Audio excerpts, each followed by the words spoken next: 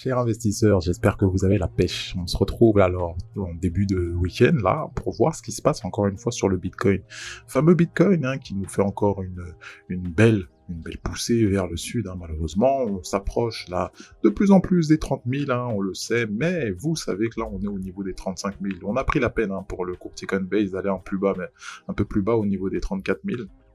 Vous constaterez que cette zone médiane, donc des 35 000, elle est charnière, elle peut nous servir de tampon comme support, ou bien elle peut casser tout simplement.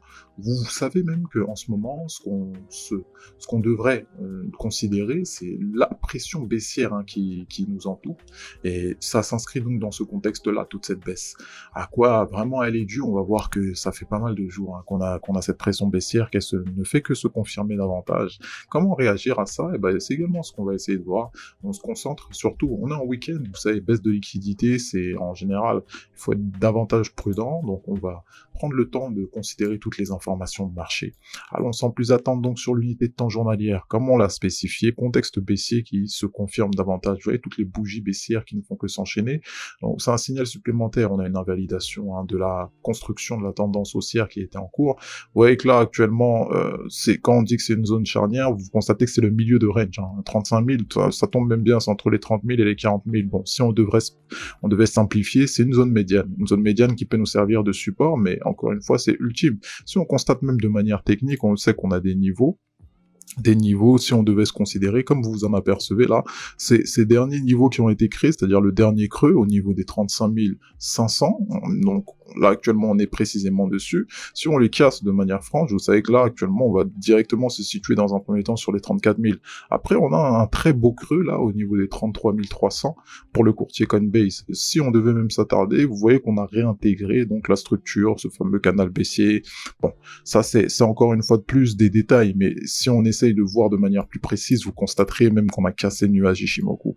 La cassure de ce nuage-là nous permet d'évoluer en dessous de celui-ci, de continuer à confirmer donc cette pression baissière qu'on a depuis pas mal de temps, et encore une fois de plus, on voit de manière plus précise l'invalidation de la construction de la tendance haussière qui était en cours. Pour rappel, on avait fait une tendance haussière tout simplement en distribuant, en accumulant, on avait encore pris la peine du faire un rebond dynamique sur le nuage en distribuant encore une fois. On avait une phase d'accumulation, on pouvait se servir du nuage et en même temps du prolongement du haut de ce canal baissier pour éventuellement faire un rebond dynamique dessus, sauf que non, ça n'a pas été le cas, on a réintégré la structure précédente et on a même réintégré le nuage par la même occasion. Donc vous constaterez qu'on n'a pas eu un rebond dynamique, on a bel et bien eu une réintégration au sein de la structure, ce qui fait que là actuellement on constate cette confirmation de la pression baissière. Donc cette confirmation elle commence à se faire sentir, mais même plus encore, cette pression elle commence à durer, et elle dure depuis pas mal de temps.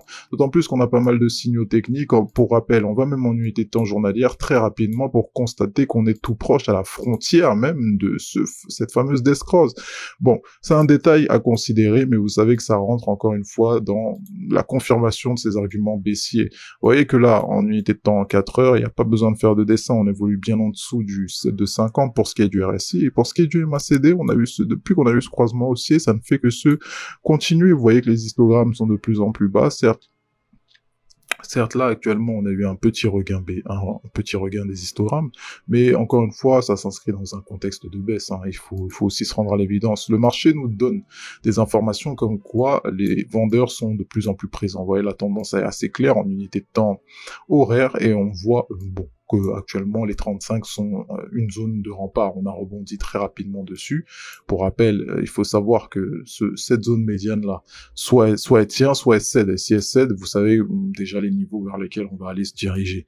L'Ethereum face au dollar nous fait la même chose. Donc, globalement, pour rappel, on a quand même pris la peine d'aller jusqu'au 2130. Bon, c'est un niveau fort, un niveau qui nous a quand même servi par le passé. Si on a des souvenirs, c'est un niveau assez fort. Avant qu'on casse et qu'on aille bien plus haut, ça nous avait quand même servi de barrage à un moment, c'est 2130. Donc, prenez le temps de considérer que également c'est un niveau fort. S'il casse, très probable qu'on aille bien plus bas, ça va peut-être même les 2000 pour ce qui est de l'Ethereum face au dollar. Et si on se maintient là, donc comme vous voyez un très beau rebond là-dessus, on pourrait au moins tabler sur un petite poursuite de cette hausse, suite à donc la forte expressivité de l'Ethereum face au dollar, on pourrait donc considérer peut-être une respiration aujourd'hui, hein, même sur nos deux actifs analysés, peut-être une respiration suite à la baisse qui ne fait que s'enchaîner depuis ces jours précédents. On ne sait pas, mais en tout cas, vous savez que si on casse les niveaux bas qu'on a définis, on risquerait d'aller bien plus bas encore. L'unité de temps 4 heures nous confirme ça par le biais de quoi? Tout simplement, on était censé avoir, hein, là, comme vous apercevez, une sorte d'avalante. Ceci dit, on voit que ça a du mal à se confirmer, hein. La bougie actuellement, à partir de 2 heures du matin, donc durant cette nuit, a été baissière. Actuellement, là, on est actuellement dans de la hausse, mais rien de bien méchant. C'est-à-dire qu'on n'a pas une continuation en général. Quand on a ce type de chandelier, ça se poursuit directement, hein. Mais c'est visiblement pas le cas. Donc, ce qu'on doit considérer, c'est quoi? C'est que la pression, oui, elle est là, et en tout cas, il n'y a pas de signal de hausse imminent. Il faut savoir que la pression baissière, c'est tout ce qu'on voit actuellement. Certes, vous voyez que là, c'est encore plus parlant, ça confirme encore une fois, de la même manière que sur le Bitcoin, argument baissier, hein, pour ce qui est des indicateurs, on va pas forcément s'attarder plus de temps là-dessus.